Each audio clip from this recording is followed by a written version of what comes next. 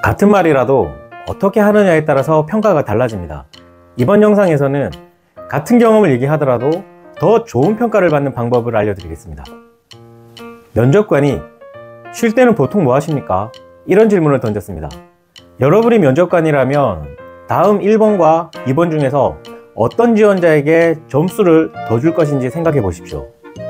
먼저 1번 지원자가 대답합니다. 저는 여행을 좋아해서 근교 여행을 갑니다. 평소 가보지 않았던 낯선 곳에 가면 일상에서 느끼지 못했던 즐거움 속에 리프레시를 할 수 있어서 활력을 얻는 것 같습니다. 또한 계획을 세워 새로운 곳을 둘러보면 알지 못했던 것도 알 수 있고 일상생활에 큰 도움이 되는 것 같습니다. 그래서 당일치기나 1박 2일 여행을 자주 가는 편입니다.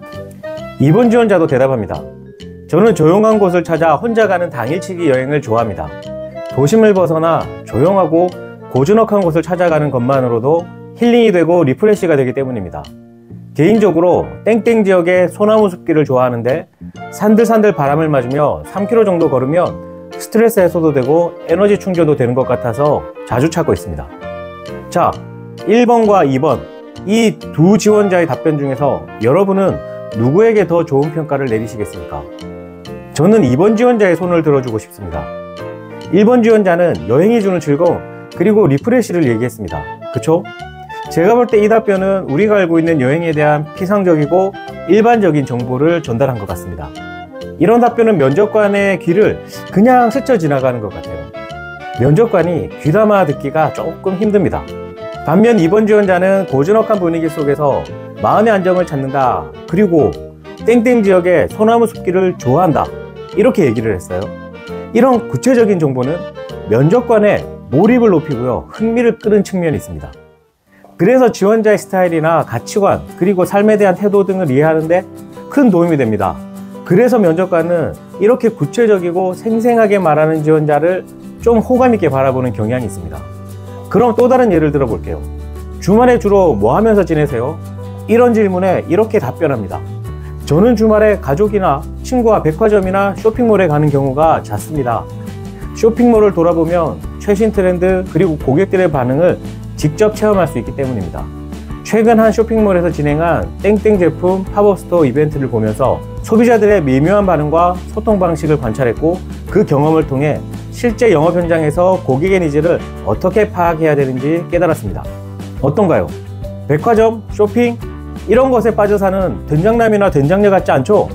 백화점에 자주 방문하면서 무엇을 보고 무엇을 느꼈는지 구체적이고 생생하게 말하면서, 그리고 더 나아가 그것이 지원하는 회사 그리고 직무에 어떤 연결점이 있는지 말하면 좋은 평가를 받을 수 있습니다.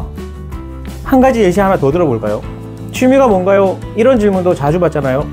어떤 사람이 저는 독서를 즐깁니다. 다양한 분야의 책을 읽으면서 인사이트를 얻고 이를 바탕으로 제 생각, 아이디어를 정리합니다. 이처럼 독서에 대한 일반적인 이로움을 막 얘기했어요. 하지만 또 다른 지원자는 같은 독서에 대해 얘기하는데 조금 다릅니다. 저는 독서가 취미입니다. 최근에 이나모리 가지오의 왜 일하는가를 읽었는데요.